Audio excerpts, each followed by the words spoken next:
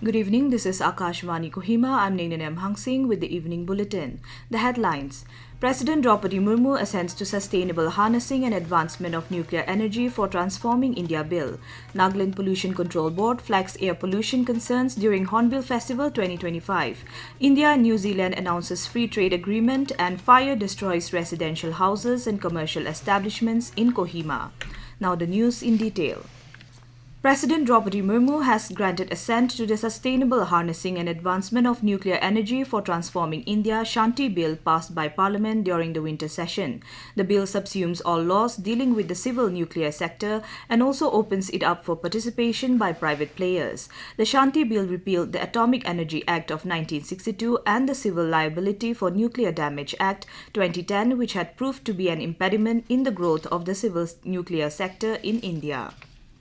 The Nagaland Pollution Control Board (NPCB) has reported that smoke from firewood used at tribal morungs and food stalls, traffic congestion, dust from unpaved surfaces, and construction-related road dust were the major contributors to air pollution during the Hornbill Festival 2025. According to the NPCB, ambient air quality monitoring conducted from December 1 to 10 indicated that the combined impact of these pollution sources significantly worsened particulate matter levels at the main festival venue in Kohima, particularly during peak activity hours. The board monitored respirable suspended particulate matter PM10 and fine particulate matter PM2.5 at the entrance of Bamboo Pavilion, Kohima, and at Kohima village. Data revealed that at the Bamboo Pavilion entrance, both PM10 and PM2.5 concentrations exceeded national ambient air quality standards on most festival days. However, at Kohima village, air quality remained within permissible limits except on December 10 when a sharp spike was recorded due to increased burning of garden leaves near the monitoring location. The report also compared air quality data with the Hornbill Festival 2023, noting that while PM10 levels during the first 6 days of the 2023 festival were higher than in 2025, PM10 concentrations during the last 4 days of the 2025 festival exceeded those of 2023, indicating a worsening trend towards the end of this year's festival. To mitigate air pollution during future festivals, the NPCB recommended regular road cleaning, continuous water or mist sprinkling in dust-prone areas, paving of parking zones, and improved traffic management. The board also stressed the need to promote cleaner cooking fuels and strengthen public awareness on clean air practices. The NPCB noted positive improvements since 2023, particularly in waste management practices during the festival. India and New Zealand today announced the successful conclusion of landmark free trade agreement negotiations, marking a major economic and strategic milestone in India's engagement with the Indo-Pacific region. The agreement was concluded by holding continuous and intense discussions spread over 5 formal negotiation rounds, several in-person and virtual intersessions.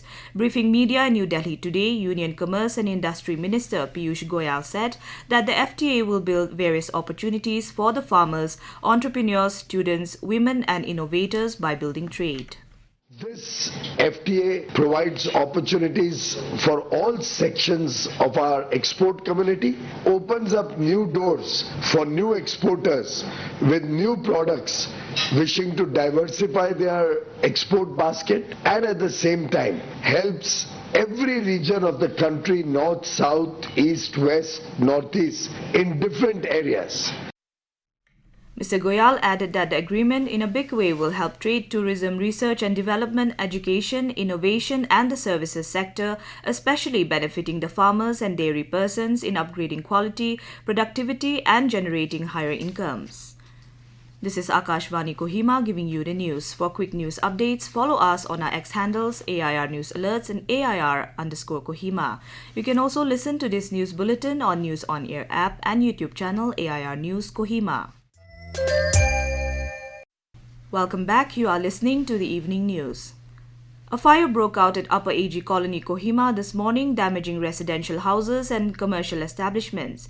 According to a report received from the Disaster District Disaster Management Authority Kohima, the incident occurred at around 8:45 a.m. and was caused by a short circuit.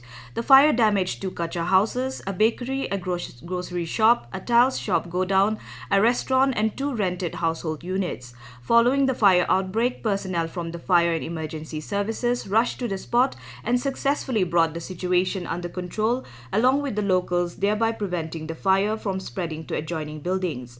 The officer in charge, OC of the Kohima Fire Station South, informed Akashvani News Kohima that a total of 8 fire tenders were deployed to douse the flames, 4 from the South Fire Station, 3 from Kohima Fire Station and 1 from Khuzama. The OC further stated that the assessment of property damage is still underway, though preliminary estimates suggest that the loss of properties may be around 2 crore rupees. Minister for Development of Northeastern Region Jyotiraditya Scindia today held a high-level task force meeting on infrastructure, logistics and connectivity in the Northeastern region. In a social media post, the Union Minister said that the meeting laid down the strategic roadmap of charting Ashtalakshmi states as India's gateway to Southeast Asia under Prime Minister Narendra Modi's vision of Act East, Act Fast and Act First. The leaders also reviewed multimodal and digital connectivity to unlock new opportunities for growth and development in the Northeast region. The government has refuted a fake claim circulating on social media regarding a lucky draw scam circulating online in the name of India Post. According to PIB Fact Check, the scam lures people into sharing their personal information by offering free gifts while falsely using the name of the India Post office. PIB clarified that the message is not related to India Post and has termed it a scam. Citizens have been advised to remain cautious and refrain from clicking on suspicious links or sharing personal details. The National Commission for Women NCW has launched Shakti Scholars, NCW's Young Research Fellowship Program, inviting applications from young students and researchers to undertake policy-oriented research on issues affecting women in India. The fellowship aims to encourage multidisciplinary research on key areas such as women's safety and dignity, gender-based violence, legal rights and access to justice, cyber safety, health and nutrition, economic empowerment, and labor participation. The fellowship is open to the citizens aged between 21 and 30 years with a minimum qualification of graduation from a recognized institution. NCW said the selected candidates will be awarded a research grant of 1 lakh rupees to undertake a 6-month research study. The students can submit their applications till the 31st of this month.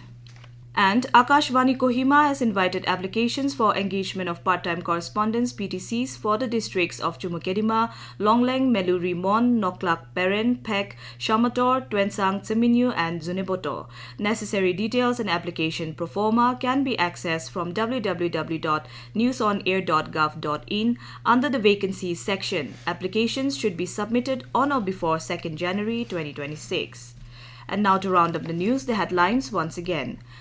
President Droupadi Murmu assents to Sustainable Harnessing and Advancement of Nuclear Energy for Transforming India Bill. Nagaland Pollution Control Board flags air pollution concerns during Hornbill Festival 2025. India and New Zealand announces free trade agreement and fire destroys residential houses and commercial establishments in Kohima. That is all we have in this evening news bulletin. We will be back with the morning English news at 7:30 tomorrow. Have a pleasant night.